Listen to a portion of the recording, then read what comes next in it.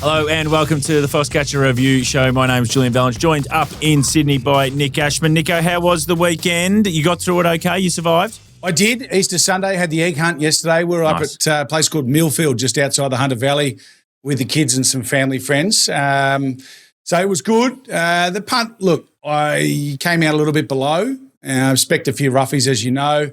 One of them ran second, so we got something out of it. But all in all, mate, it was a tough day, I thought, on the punt. How about you? No, it was bad. I don't play that too much in Mornington. I'll talk to Hutchi about Thames, where it was sort of we identified that Vestas was probably the hole in the market. Thames would be the one off the map. We got that bit right, and I thought it got slaughtered. So anyway, There you go. It ran second, ran well, but just got in the wrong spot at the wrong time. Let's get to the track intel of Randwick. It was sort of the end of the carnival as such, as you sort of intimated on the Thursday. It's the end of the Group 1 racing there in essence. It was what did we think of the track? I thought it played pretty true. Look, on Thursday's show, not giving us a rap, but we said lanes 3 to 9 through the middle. You know, maybe the first 7 in running is going to be a little bit of an advantage. 8 of the 10 winners are in lanes 2 to 8. Yep. So maybe just dry it out a little bit from when we had a look at it to Saturday, and it just came in and it all just shifted in the lane, but it was pretty much spot on. 4 leaders won, so it was certainly you could definitely lead and sit on pace. It was an advantage to be forward of midfield, there's no doubt about that. Having said that, 4 of the 10 winners came from more than 3 lengths off the pace at the 600. So you could make ground. You just wanted to do it through the middle part of the track in the home straight. So I thought I didn't mind the track on Saturday, Jules. I saw a few people crying about it, but I thought it played pretty true to how we expected it to play. Yeah, beautiful. It's been excellent intel throughout the carnival, what you have been giving, and you continue to do that. Obviously, we're at Randwick again next week, but there's no Group 1 racing, so the rail might be out in the car park, so it'll be interesting to see what your team come up with. Let's get to the Hen House. The races that you liked from the meeting, there's one in particular. It's race 4. The winner was Lilac. She's always intimated that she's going to be able to do something. Could this be the making of this horse? Yeah, look, I don't know if it'll be the making of her. And to be fair, labelling her a star performer is a little bit adding a bit too much mayo on it. There was no real star at Randwick on Saturday, but I thought this is a race that you can follow. Here's the reasons why. 3-year-old fillies. So they have a very good record in Brisbane in the winter. Now, we spoke about Soft Love, our girl, going up there. I actually spoke to Maddie Laurie during the week. And is she going up, just quickly, just digressing, is she going up there or what are they doing with her? Look, I can't confirm, it's up to him. Oh, yeah. But I spoke to him and I think maybe Scone might come up to Sydney, have a little trial, maybe go to Scone for the Denise's Joy. Yep. And then maybe go from there to the Fred Best. Yes. Which would mean she goes from 1,100 to 1,400. Yeah. Which would be the query. Yep. But as Matt and I were talking about, hey, if she's good enough to go from 1,100 against fillies to 1,400 against the boys, she deserves a spot in the Stradbroke and she'll get a chance to do that. But she has to win the Fred Best. Yeah, of course. And for those playing the futures, she's $21, right? Here's the thing. To do that, she's probably got to win the Denise's Joy to warrant going to Brisbane. And you'll get at least even money about her there. When she goes to the Fred Best, given that she's 11 to 1,400, you'll probably get at least $3 or $4 there. So then you're looking at $6 or $8 on the all-up. So if you take $21 now, my advice is just keep backing her the next 3 starts because she'd have to start at $2.50 in a Stradbroke for you to be worse off. I'm digressing a bit there. Yeah. But 3-year-old fillies are really good to follow this time of the year, I find, as they go up to Brisbane. There's a plethora of races up there. Plethora, call it what you want. The other thing is that this was a nice even gallop. It was what I call a moderate tempo. So it's not slow.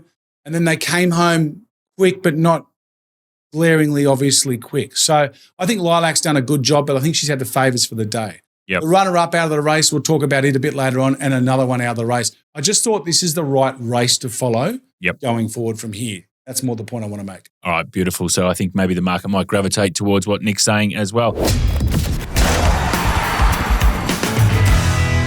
Let's get to the Doghouse, and you've identified the last race. So it was won by Sandpaper. But it does, like looking at the numbers that you've sent through, it's concerning because it's outside standard time and they don't seem to have zipped home at all. So it's a race that you'd think the market probably spits out. Exactly. So what they've done here is they've gone really hard in front. Bjorn Baker and his team have obviously seen that 3 front runners have already led and won at Randwick on Saturday. He's got a hard fit Sandpaper who likes to roll along on top of the speed. let's go and gut bust them all. There was a couple a little bit new in their preparations in the race. Yep. Let's just go hell for leather. Went hell for leather on top of the speed, 5 lengths above standard through the first, 800 metres, and just paddled home. Yeah. Late splits, absolutely shocking. This is a race where they should have run at least standard time, and they've missed it by about 3 or 4 lengths. So, future race for mine, I wouldn't be following it. Very good intel there, hen houses and dog houses from Randwick. Let's look at the 2 Group 1 races as well. So the Champagne Stakes, the 1,600 metres for the 2-year-olds. Nepotism wins the race, was solid enough support. I mean, wasn't off the map or anything like that, but held its place as the favourite in the race, as the different form line, which you identified throughout the whole campaign that you sort of wanted to be around, theoretically, the slipper and the size, because that just wasn't probably going to be the A-grade form for a race like this. It wins this race, but again, it probably doesn't jump off the page as a race that's gone through the roof, has it? No, it hasn't. The pace here, look, Nepotism was a long way off them. He was obviously last in running, and the one we backed, Michelangelo, was back there with him. And keep an eye on him. He's going to win a race. I know he will, but I think he needs 2,000 metres and a lot more race sense about him. He's just not there yet. But Nepotism, the speed of this race, I mean, he was about 7 or 8 lengths off them at least, I'd say, at the 600-metre mark. They went fast in this race out in front, so they got the pace on, which was good. But unfortunately, they haven't been able to break standard time, which is a real concern. Now, Nepotism, yes, he gave that standard time line a start at the 600, and he's almost got there. But that, I'm still not convinced, even though his late splits are okay, I'm still not convinced he wants much more than a mile at this point in time. I saw some people talking about Cox Plate on Twitter on Saturday night, and I thought I had a little chuckle to myself. But I don't think that can't be on the cards just yet. Now, he might develop. One thing I will say, Jules, is he's done this in his first preparation at start number 3. Yeah. So you've got to factor that in as well. Team Hawks, they had a couple of quiet years. They are back big time, baby. Yeah. They won the Blue Diamond with Devil Knight. They produced another one here at the other end of the spectrum, winning over a mile. Their horses are right back in the zone. So no doubt they'll find some good races for him in the spring. But it'll be interesting to see, assuming he goes towards a Golden Rose earlier in the spring. But does he have a crack at a spring champion? Does he go to a Caulfield Guineas? I would have thought being a colt, he sticks to the Golden Rose and Caulfield Guineas. So. Yeah, I think so. You can see with the numbers there, we've got like 12.49 the last 200. Now, clearly Nepotism's outstripped that, but coming from where it is, I think he ran 12.04, so that's a positive sign for him that he's been able to do that. But overall, the race probably hasn't gone outstanding. Would he go for a break, mate, or would he continue maybe for the JJ Atkins? Any intel there for the punters, or we don't know? I have no intel, but I'd be very surprised if he raced on. He's got his Group 1 as a 2-year-old, so from a stallion-making point of view, he's ticked the box. Yep. And the only Group 1 available after this is also over a mile. So as we know, the breeders love the sprinters. So I don't think there's any value in him going to Queensland now. So I think he'll be tipped out. I think you'll see him in the Run to the Rose and then the Golden Rose. Yep, good shout. The other race that was the Group 1 race was the All-Age Stakes, race 8. And Jimmy Star, we've spoken about this horse a lot, where his probably best distance is, but he was able to ride the speed a little bit closer than what he has been able to when those sprint races over 1,100 and 1,200 where he just gets out the back. This race might have some guts to it, to be honest. It looks like they've gone well inside standard time here, mate. And they've done it off a slow tempo as well, Jules. So coming into the meeting, let's sort of talk about our narrative going into Saturday, and that was that this race would be sort of the launch pad, if you like, for one horse to put its hand up and say, I'm a proper Group 1 weight for age horse. We had concerns about Briasa over 1,400 metres. We weren't sure if he could definitely run the trip out. Yep. I'm not certain we got a full answer on Saturday, but I'm saying I think he's better at 1,200. Yep. His last 200 metres was just a little bit on the weak side off the pace that they went. It wasn't concerningly weak, but I just think if he's a real 1,400-metre Group 1 weight for age horse, he hits the line slightly better than that, in my opinion. Yep. Jimmy Star, on the other hand, he was charging through that line. He's a proper 1,400-metre horse. I think he will become the Group 1 sprint sort of 1,400-metre star.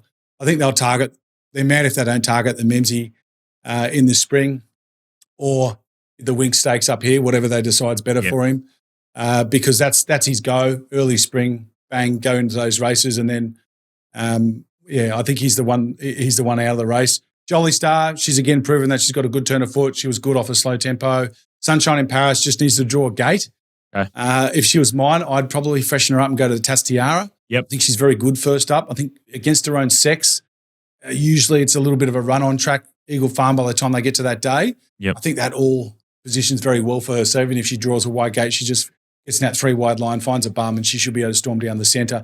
Briasa, I think, needs to go back to 1,200 metres. Whether they push on with him in the winter, I don't know. Yep. He hasn't had a gut buster, really, this preparation, so they could if they wanted to.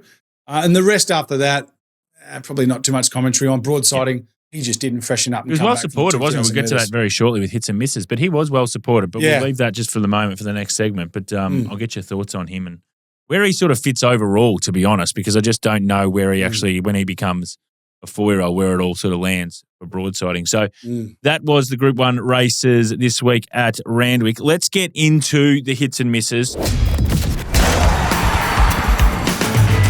So the PointsBet trading floor, what the prices were doing, some movement. Do we want to be with them going forward, or was it just their birthday in terms of a market perspective and how they ran on Saturday?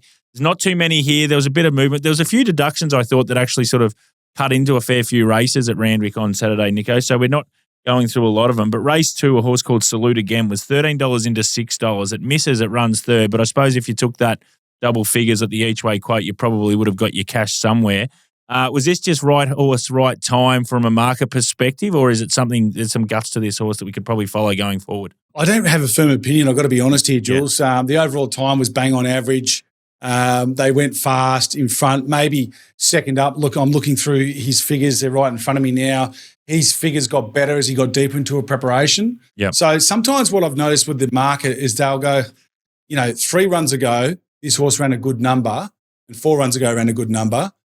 He's going to get back to that figure here. But this just might be a horse that needs a bit more racing before he gets back to those figures we saw at the back end of last preparation. So I wouldn't drop off him, but at the same time, I'm not going to make any excuses for him. Yeah, race 5, Salou, $16 into $5. Again, misses, but if you took the double figures price, you're probably going to be okay. Runs third.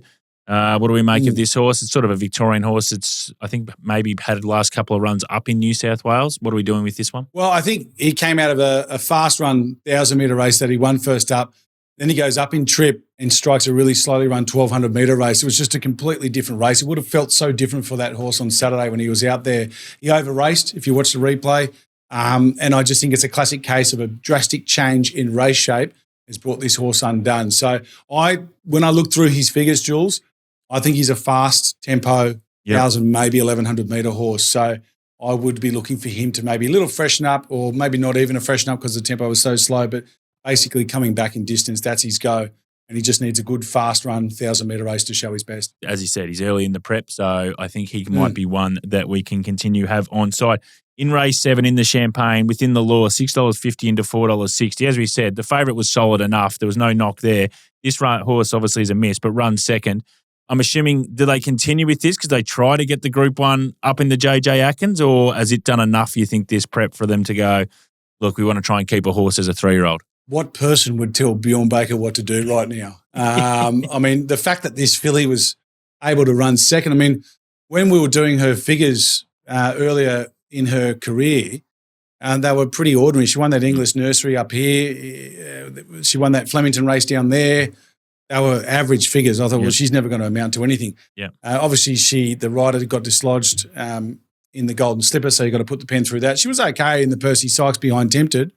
Don't get me wrong. But then she backs up a week later and runs over a mile, a distance that she's never shown anything in her figures to get anywhere remotely near it. And it was a fast run mile, and she almost won it. Yeah. So I'm not going to even try and guess where she's going to go, but certainly if she turns up in a Champagne, of course she's going to be a chance. Yep. And let's get to race 8. This is a really interesting horse, and I think especially probably when they eventually tip him out and then we're going to see him as a 4-year-old, because I just don't know where he's actually going to fit with the whole scheme of these horses. His name's Broadsiding. He was well backed in the All-Age Stakes. He's $7 into $4.80. Misses, runs unplaced. What do we make of this horse? Because he's just such a big talking horse. He's going to be pointy end of the market forever as long as he continues to run. I just can't get my head around him really in races at the moment, Nick. Well, look, he was 4th up on Saturday with a trial in between runs, and he failed.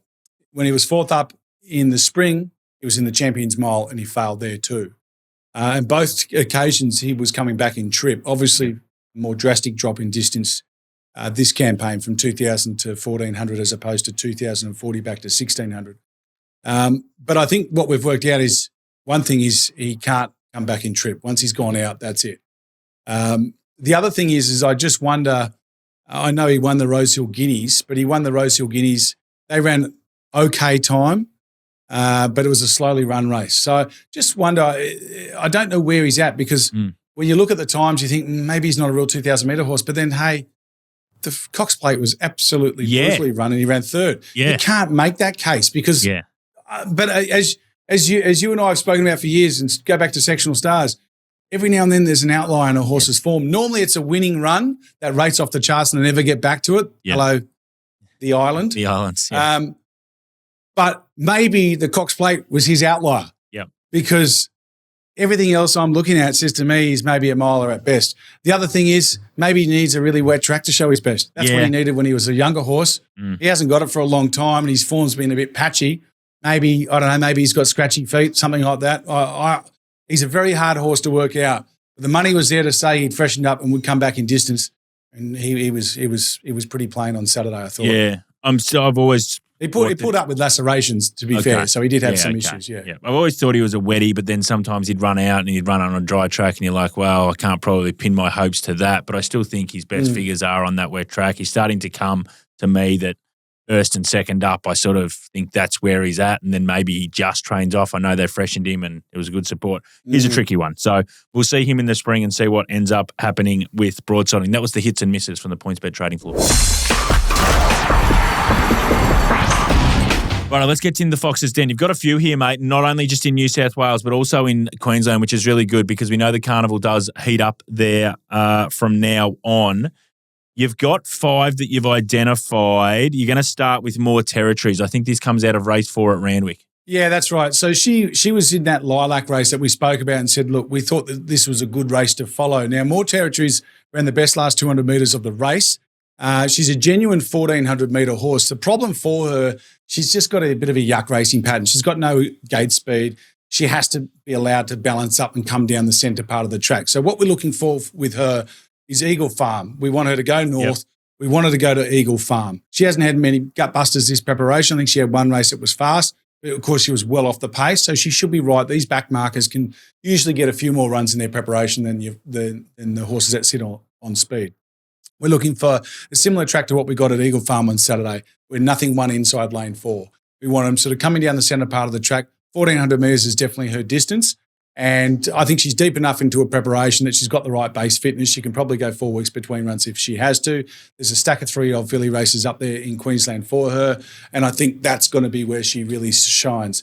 Out of the same race, and this is a horse that I think is the most interesting horse to follow out of Randwick on Saturday. It's a horse that ran 4th called Churchill's Choice. Now, This filly won her first 3 starts for Nathan Doyle, who's a very good trainer up at Newcastle.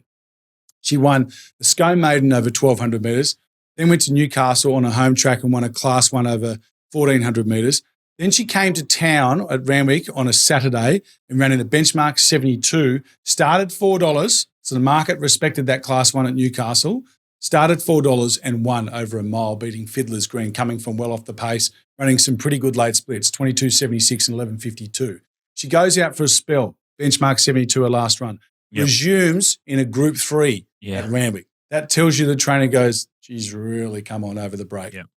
Her time that she ran, even though she ran 4th, was still inside standard time. She ran the second fastest last 200 metres of the race, which also ranked 19th for the day. She's going to be the biggest improver out of this race, and she might end up being the best horse out of this race. Yep. She was unbeaten until Saturday. She produced a really good run on Saturday afternoon. She lodged a protest. She copped some interference. I think it was 4th against, I can't remember what it was. It was 4th against 2nd or 3rd, I think. And it was dismissed, but she should have finished closer. Go and watch the replay. Watch her when she goes up to Brizzy. She's a real smoky. I like that one because she's sort of raced out of her grade. So it'll be interesting to see what actually the handicapper does with her, whether they actually give her some points and actually put her up as if she's won 1 or 2 races. But she's run 4th, so there's probably not enough prize money to have merit in that. That will be fascinating what the handicapper does. Captain Amelia goes in for you as well. Yeah, that's right. So I forgot to touch on Captain Amelia. So she comes out of that that race you were just asking me about with Chelu, the really slowly run race. She was out the back. She was resuming from a spell. Craig Williams was in the saddle. She just had no hope from where she was, Jules, of winning, but she still recorded some of the best late splits of the entire meeting. She ran the fastest last 200 metres of the entire day. And I think just looking at her profile, we might get a price about her in the weeks to come. So I don't know if she goes up to Scone, but a nice big track where you can run on, it's going to suit her immensely. Beautiful. That was New South Wales, some horses. You got two for us up in Queensland town. As I said, the market, the Carnivale sort of just moves up into a bit further north. You got two for us. Yeah, that's right. And some good news as well. I'll be able to give you some track information, projected track conditions for Brisbane going forward from this Saturday onwards. So there's something for you. Now, Floozy resumed. She's was down your way previously with the Price and Ken Jr. stable, Floozy. Yep. Went to Tony Gollan, was having a first run for Tony on Saturday. Bit of a drifter, 420 out to 550, settled handy enough in the run. It was an evenly run race, I'd say, and she smashed standard time by about 5 lengths. The last 600 metres was electric. She ran the fastest last 1,000 metres of the entire meeting, and she won a benchmark 70. She's going to be your mare that just keeps progressing through the grades, Jules. Put her in your black book. She'll be winning her next run, so long as Tony just keeps on going through the grades. And she'll end up in a stakes race, and she'll probably win a stakes race as well. The other horse I want you to keep an eye on comes out of a race a bit earlier in the meeting. I think it was race 3. It's a horse called Superb. Ran the fastest late splits of the day up there. And the key for this one is she was coming back to 1,000 metres. So Adam Campton's got her. Campo's a pretty handy trainer up there. She won first up at the Sunny Coast. Every run since has been over 11, 12 or 1,400 metres. Campo gave her 5-week freshen up, back to 1,000 metres, good run on track. It almost suited her. She missed by a length. She ran fourth to economics. The overall time in the race was okay without being great, but she was electric late, and she's a real 1,000-metre horse. So just put her in your black book, wait for a 1,000-metre race. I had a look on the calendar. I couldn't find one. So we might see her run over 1,200 metres first, but that's okay. Just be patient. We'll get an even better price when she goes back to her pet trip. Beautiful. It's a virtue, that patience thing that you speak of. 5 horses for the Fox's Den for Nick Ashman. All right, let's zip through these through the line. Look, the carnival is done in Sydney. Let me get your best performance of the Sydney Autumn, Nick Ashman. I've given it to Via Sistina because I've got to come back to you with a question, which I know what it is, but I need to get that third question. Via Sistina for mine, there's like drawing back to the spring, mate. Is the Turnbull, the Caulfield Stakes, the Cox Plate, and the Champion Stakes. 4 Group 1 2,000-metre races down in Victoria. She won 3 of them. In Sydney in the autumn, there's the Randwick and the Queen Elizabeth, and she's won 2 of them. She won 3 of the 4, so she's won 5 of the 6 Group 1 2,000-metre weight for age races. Well, the Turnbull's not weight for age, but you know what I mean. Close enough. Right, it is, And she had adversity this time around. So there was a few little knockers. We did sort of raise her, where's she at? She's not quite rating as well. She got stopped in her tracks at the top of the straight. She had to pick up, make a run back to the inside on slightly inferior ground, not massively, but slightly. And she was still too good for him. She won. She was soft on the line. She won by more than a length. I have to give hers the standout performance just because I thought, I know she's a champion. Maybe I should have gone looking for something deeper. But for mine, she's really becoming an outstanding racehorse. What about you in Victoria? Yeah, this is a really interesting one because I think it's a layered question for me because I think I could have done similar and gone the path of you, and I'd probably go. I know she went on and won a Vinery and an Oaks and treasured the moment, but we've identified her. The market's identified her. The one that I'm going to say, and it's just purely off the fact that she's won a 3-year-old open handicap. But the rating that I've given her is the highest rating I've done from a metro race in the autumn. So it was the highest. Now, obviously, it was for that standard, so it's not as if it's gone to a number as high as a weight for age performance. But I am just going to be pitching my wagon to Soft Love.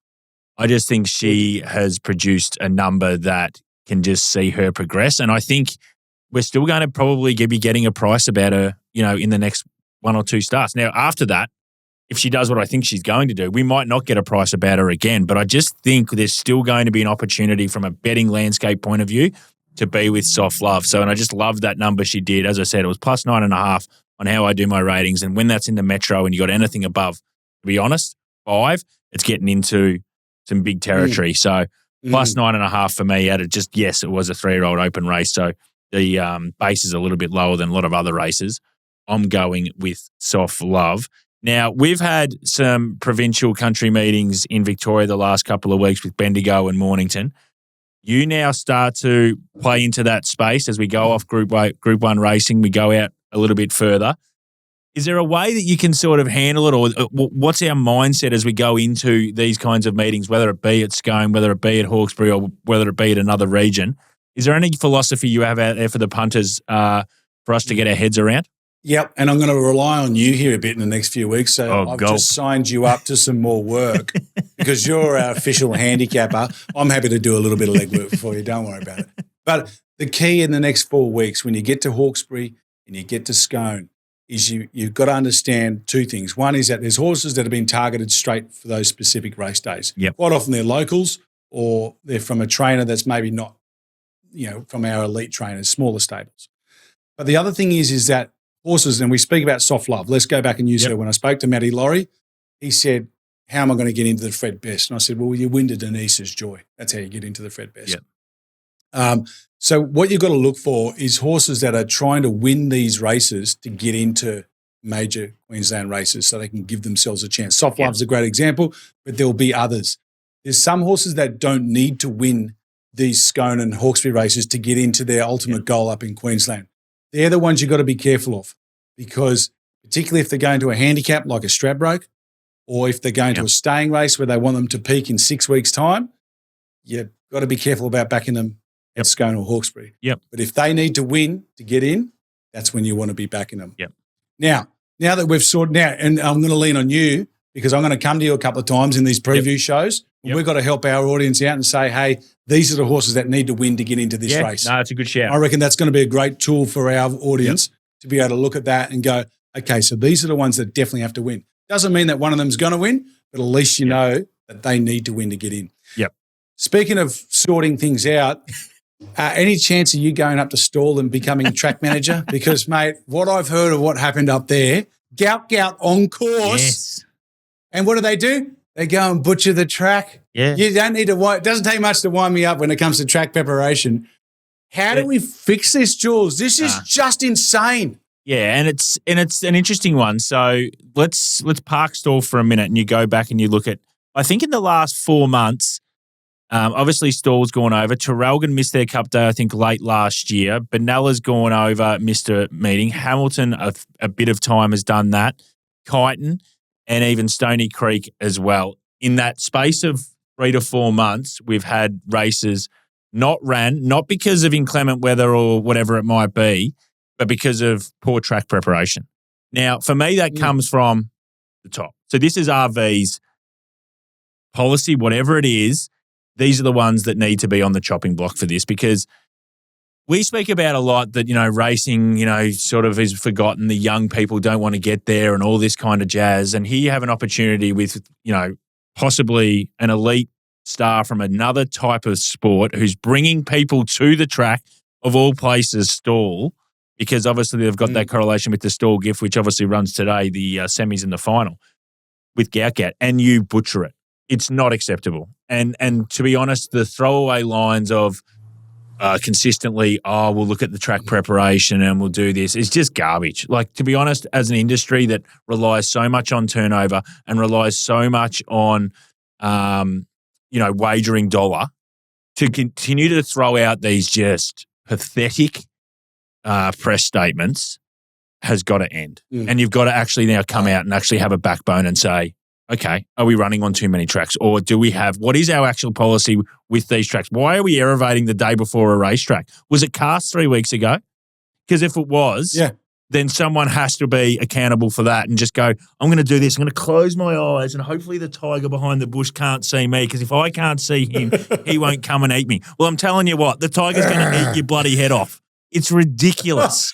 So it's insane, isn't it? Because you aerate a track when there's an issue with the track, right? Yeah. Where you're aerating a track, something you do. The mail is, and again, I'm talking, I don't know or whatever it might be, but I'd love to have someone come out and say, yeah, there was an issue 2.5 weeks ago. This is what we tried to do. How you think you can rectify an issue with the track a day before a meeting is you're kidding yourself. It's almost like we went, when's that store meeting? Oh, it's actually tomorrow. Oh, quickly get in the car and let's go out there and let's just see what it is. Oh, shit, we need to aerate it or aerate it or whatever the hell you do by just putting like forks into it and then think it's going to fix it. It ain't. It didn't. It's Easter. There was no miracles. Get better. Get active in terms of having a policy that works or F right off because I'm actually sick of it. Well said. This is great. My anger is now just being contagious somehow down through this microphone. Oh, it's just the throwaway lines of the press statement, like, you know, the press release is just. Well, because the press are. Because they're all in the pockets, mate. Let's be honest. Come on, let's just call it how it is. When you have the governing body that owns the press, why would the press say anything? Yeah, Come on. It's poor. It's the same up here. It's the same up here. Anyway, whatever. Yeah, that was a good way to end the show, mate. Good positivity as we head into next week. We probably won't be online next week, will we? Well, will we be? We continue to be independent. We just might not be on those distribution channels. All right. Hey, thanks, pal. Love you. See you, mate. Well done. Mate. All right, punters, we've said goodbye to Nick Ashman, Randwick. The carnival is done there. Obviously, we're going up to Brisbane, as we spoke about. But now we bring in Racing.com's own Hutchi, Clint Hutchison. Now you're actually on your way to Sandown for Sandown Racing public holidays. And I can just sense your feeling coming out of your system that you're so excited about getting there. And I think you'd said that there's not many scratching. So, you know, racing's at its peak in Victoria at the moment with just, you know, less meetings and all that kind of jazz. But how are you? Long weekend. I saw you took the kidlets to the dogs and they did the right thing by them because probably a little bit of a tinge of sadness with Sam Darcy going down, looking like, you know, he's going to be the next superstar of the AFL comp and it doesn't look good for him. But other than that, it was good to see the Bont back for the kids and the kids and the dogs did the job for him. They cheered every goal like it was the first one they'd ever seen. So they were pretty happy about things. There was a lot of groans when Darcy went down. There was just the adults were all like, in particular one bloke next to me, he just was mumbling to himself for a long time. A bit like going out with you for a night out actually after 11 o'clock. But no, it was a good weekend. Yeah, I'm suited, ready for Sandown. Mornington, I didn't go to the races. I'm about everyone else did. I think I was about the only person in Victoria that didn't. So well done to the MRC. But it's good to see a great crowd, of course. But Mornington and I, we've never really seen eye to eye. I mean, as a form, doing the form, I think the first 3 years I came back from Hong Kong, I don't reckon I found a winner there. Yeah. At that particular meeting. I really struggled. It's probably playing better now. It's a touch easier, but it's not an easy place to find them. Nah, Mornington and I'm happy to meet it out the back of the bike sheds, but it's never spending a night in the bedroom. I can assure you of that. Is Mornington. Let's get to the track intel and how it played and whether we can learn anything from it. True position in the entire circuit, good for, they ran fast times here, Hutch. So I think, you know, we're probably on a fast 2 in the old or fast 1 or whatever they call. We don't really get to that stage anymore. They don't do that. But it raced fast, and when a track raced fast, you've said this plenty of times, where do we want to be? On speed. Yeah. So, and that's into how it sort of played. 8 out of 10, first 3 at the 600. There you go. And I think the vast majority of them all within about 2 to 3 lengths. So, they were finding it hard to make ground. Yeah, I think there's starting to be a shift. Maybe it's the MRC. I'm not saying it's for every track in Victoria, that they're not putting as much irrigation on. So they're letting these tracks really become really fast tracks. So Caulfield, like I think probably at the back end of what we've seen recently. Mornington's obviously tied to them as well. Unfortunately, we couldn't find out with Stawell what their theory was. I mean, as we said, you're just winding me up. Listen, now. I'm just trying to just ignite the little thing. You poke the bear, you know, and then the bear, you know, and then we know what happens. So don't go there. Don't go. You've been there. You've been there. Yeah, absolutely. And once I go there, I usually don't go back. That's just a few other things. Let's get to the Hen House. All right, so let's start off. Now, I've put this one in. You didn't have this one in, so I'm interested in your opinion here. I've put the 2-year-old race in, which is like shock horror. I haven't done it before, so I thought, let's try something different. I thought Prestige Schnitzel was well inside standard time. I loved the last 400, 200, 11.60 last 200, but I think it was about the best of the day. Shock horror here, Hutch. I'm going to say this horse might be able to go on with it. Now, there could be the other factor that maybe there's some bias here with Mornington running really fast, but I can just about hook myself to this one. I'm concerned about you. Yeah. I'm really concerned. Well, where's this coming from? Come on. This is race related, or we're talking about just not race related. You're on the fence, but I didn't. I don't think it rated anything serious. I know the late sectionals were good. Yeah. I know they're 2-year-olds, but no, I think there's been other better 2-year-old performances than this. Yeah, and I know you're trying to change your ways, but this is not the race to do it on. A Mornington 2-year-old race where half of them can't win. And Come on, Jules. I'm saying this is a group horse, so that's ridiculous, isn't it? No. Yeah, I'm now going down the well too far. Come on. This one, I think we agree on. Race 4, the winner was Immediacy, who was only second up, sort of didn't have a lot of luck first up. Market wanted to be with it, pushed into it. That was great. Nearly 2 seconds inside standard time, which, as we're saying, we think this Mornington tracks race fast. We know when they go to these meetings where you've got the better class horses, they bust up standard a lot. So we can't read too much into it.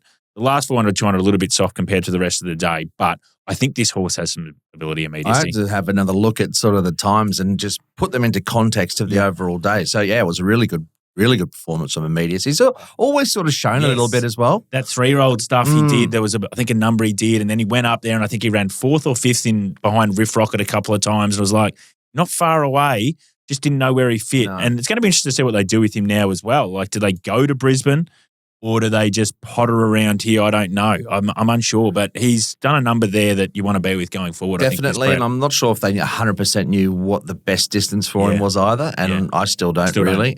But he's got something to work with anyway. Yep. Race 6, winner was Bridal Waltz. First up, goes to the front, runs a really quick time, well inside standard time, break 12 seconds last 200.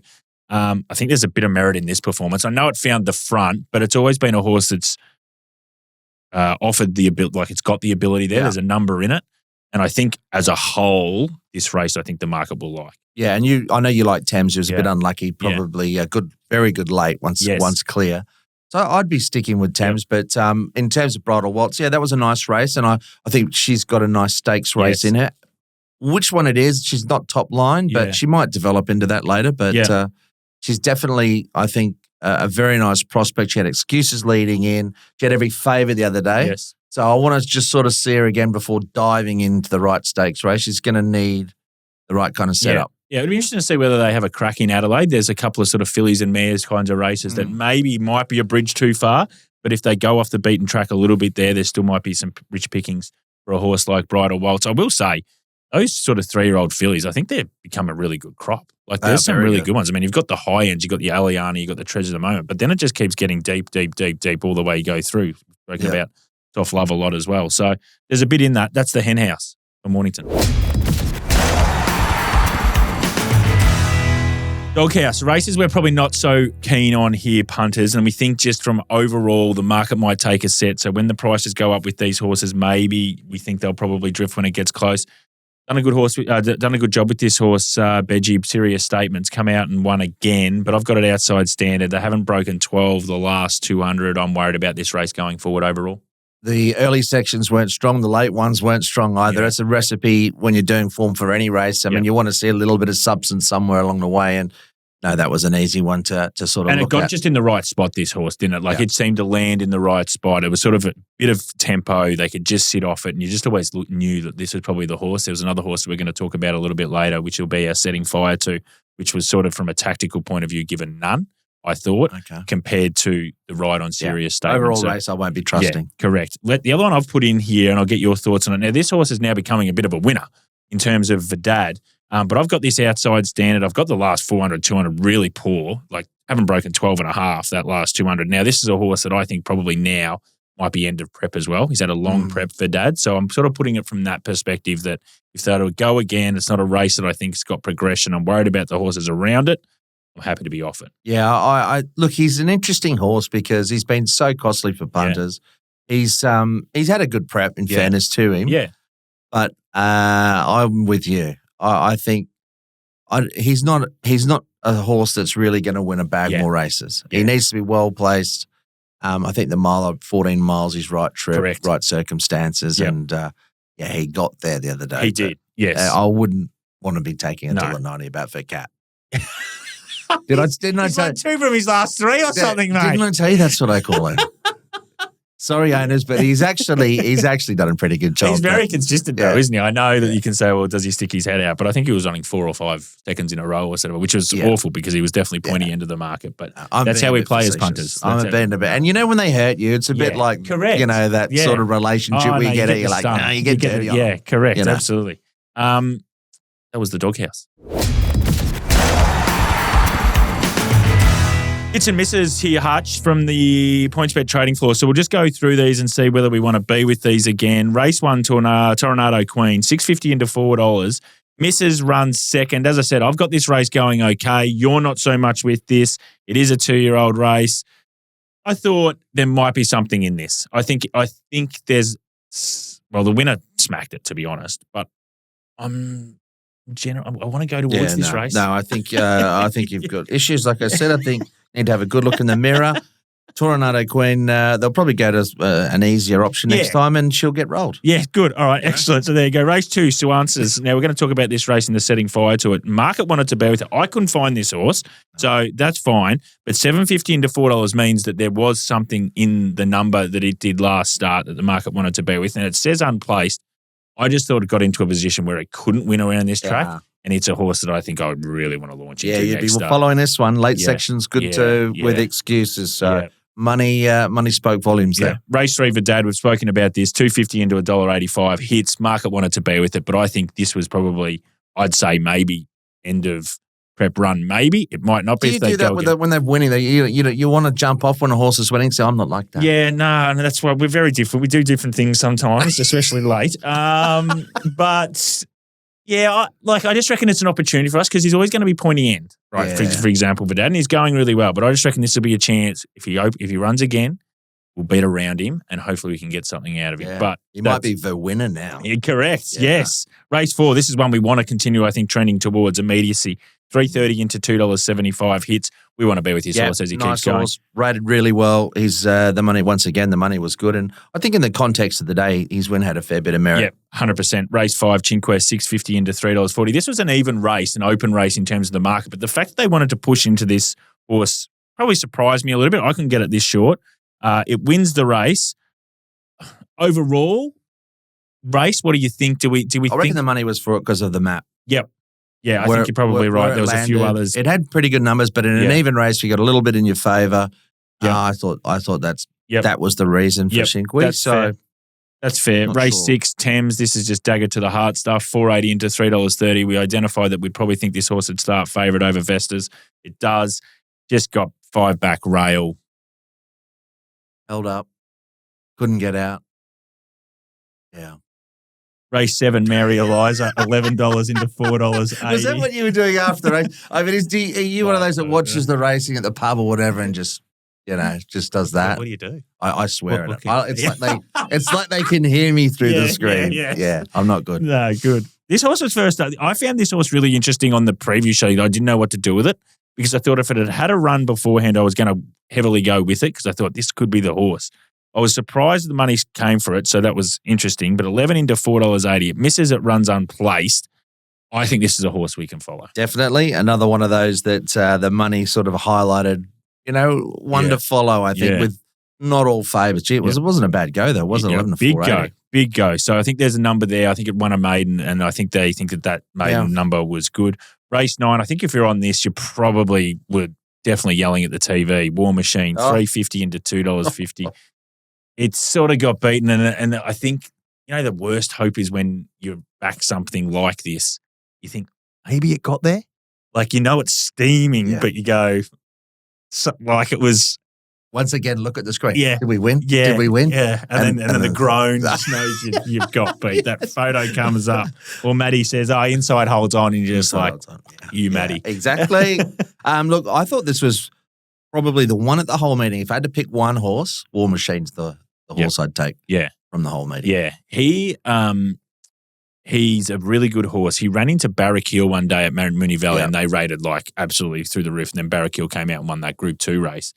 And then they decided to go, because he was a 4-year-old, we're going to try and go the Golden Eagle path. And it was like, you're only rated 78. You've got all these options. You could win 4 or 5 in a row, something like what Mr. Brightside did. But they decided to bite the bullet and go up to Sydney. And I was worried about then how's it going to come back from that prep, but it's come back really well. Yep, it has. And he's a handy sprinter. I don't know. I think they want to do what you thought they should do last time in terms of, pick your way through. Yeah. to races of this caliber. Correct. And now, was he third up there on the weekend? No, he was first up. Oh, first up. Yeah, so. which is positive, which is good. So it'll be interesting to see what they do. But I'm just mindful also if they just go up to Brisbane and then take on the top class again, it's like no. we're just wasting the opportunity that you could be making really good money 100%. With this horse and then decide. Now, he may have issues as well and they're trying to get through that. I'm not sure. But that was the hits and misses this week.